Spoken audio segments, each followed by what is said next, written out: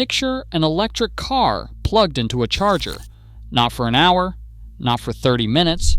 In the time it takes you to read this sentence out loud, it has just gained 75 kilometers of range.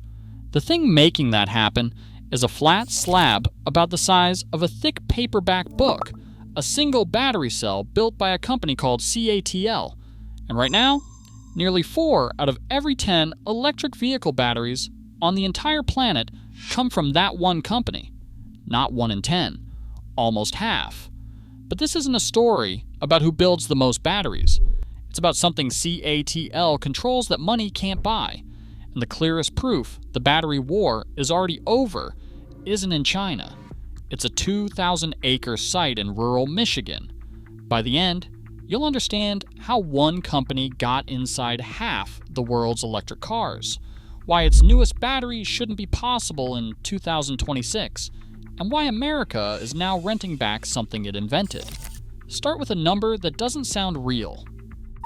For a century, making the part that powers a car was supposed to be a brutal, crowded race.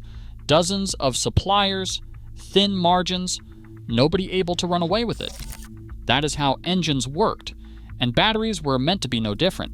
But in 2025, CATL did not just lead the global electric vehicle battery market, it took 39.2% of it. That makes CATL the only battery supplier on Earth above 30% market share, a wall it has held 9 years in a row.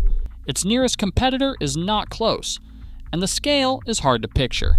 By the end of 2025, CATL could build 772 gigawatt-hours of batteries a year, with another 321 gigawatt-hours under construction. That is enough cells to power well over 10 million long-range electric cars a year, from 24 factories across China, Germany, Hungary, Spain, and Indonesia. Today, CATL batteries sit inside more than 24 million vehicles on the road, and roughly 1 in every 3 new electric vehicles worldwide runs on them. But here's the part that should stop you. CATL does not just supply one brand. It supplies Tesla. It supplies Ford. It supplies Volkswagen. Companies that compete savagely, quietly buy the most important part of their cars from the same source. Imagine every car brand you have heard of secretly buying its engine from one factory. That is what has happened with batteries. CATL is not really a competitor anymore. It is becoming the market itself. But raw size is the least interesting thing about it. A giant can still make an ordinary product, and what CATL makes is anything but. To understand why one American giant had no choice, you have to see what its batteries can actually do. Here's the problem that defined the electric car era. Charging took too long, 20, 30, 40 minutes, tethered to a station, while a gas car next to you filled up and left in 3. And the cheap, safe, long-lasting chemistry automakers wanted for affordable cars, called LFP, was supposed to be the slow one. The compromise. You picked low cost or fast charging. You did not get both.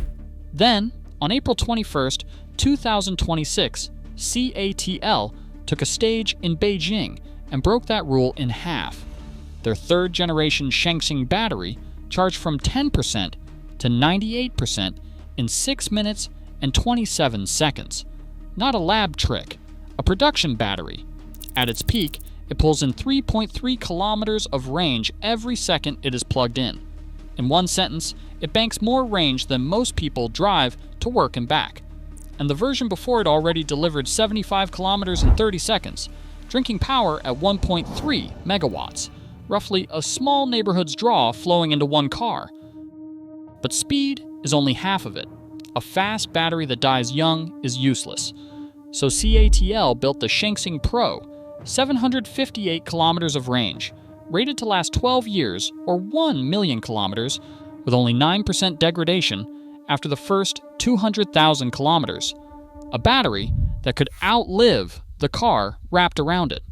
This should not be possible from a cheap chemistry in 2026, but it is, and it is not a one-off.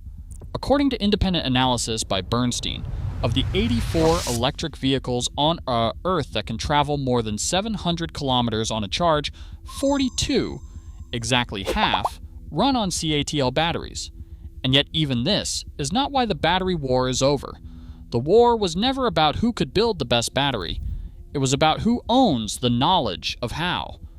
This is the part I have been building to, the one fact that says this fight is already decided.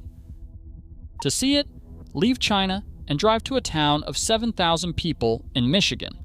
In Marshall, Michigan, on a 2,000-acre site, an American company is building one of the country's most advanced battery factories. It's called Blue Oval Battery Park, a roughly $3 billion project. The company building it is Ford, which gave the world the moving assembly line, as synonymous with American manufacturing as any.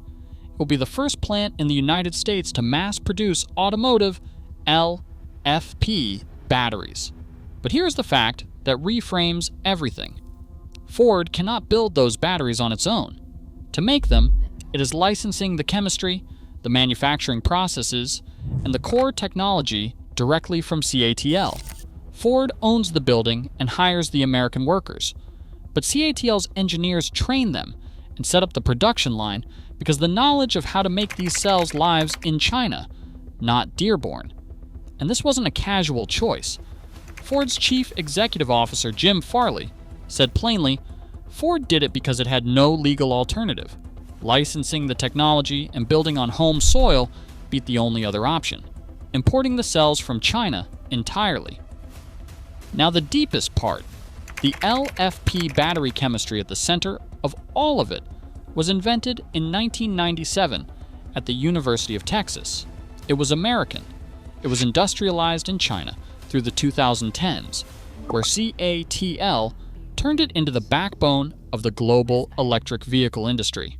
So the country that invented this technology is now licensing it back from the company that perfected it. That is what it looks like when a war is over. Not tanks, not tariffs, a patent office. And while Washington argues over military ties, foreign entity rules, and who is allowed to license what, CATL has already moved past lithium with a sodium-ion battery that works at minus 40 degrees and needs no lithium at all. The West is debating the terms of its dependence. It is no longer debating whether that dependence exists. So who won the battery war? Not the company with the most factories, though CATL has those too. The winner owns the one thing rivals can't manufacture on their own, the knowledge of how. Everyone else, even Ford, even the country that invented the chemistry, now has to rent it. And this is bigger than electric cars. Batteries are becoming the engine of the century. They will run our cars, store our grids, back up our cities, and eventually fly our aircraft. The blueprint for the best of them now lives overwhelmingly in one place. The West spent a decade debating whether to compete in batteries. CATL spent that decade quietly making competition optional. The battery war wasn't lost on a factory floor. It was lost in a patent office. And a flat slab the size of a paperback book, one most people will never even see, has become one of the most powerful objects on Earth.